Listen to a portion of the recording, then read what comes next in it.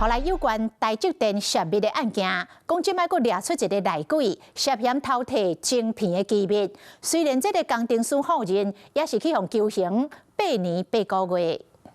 细单的工程师牵挂他个牵拖，红草嘅法院准备开庭。为什么要泄密？有要认罪吗？看到媒体拢叫点点，本地人接替台积电前途拢变烦恼。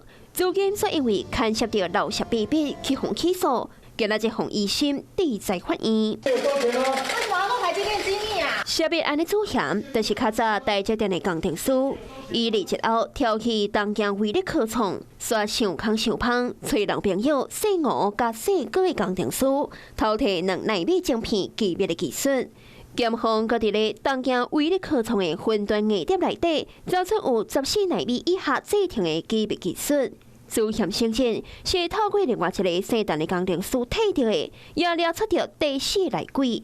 啊那东京威力科创的罗主管，互检方掠到，伊事后偷将资料提掉，涉嫌灭证，3人拢互对家起诉。检方求处主嫌恰当的有期徒刑，偷摕机密的陈工程师是8年8个月，罗主管也互判关1档。泄密有赚钱吗？经过2波调查，姓陈的主嫌互求处超过20档的有期徒刑。高检署也对东京威力科创公司求处2500万的罚金。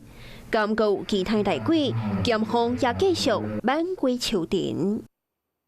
Hello， 我是蒋欣梅。想要抢先掌握最及时的新闻资讯吗？赶快订阅、按赞、开启小铃铛，锁定华视新闻 YouTube 频道。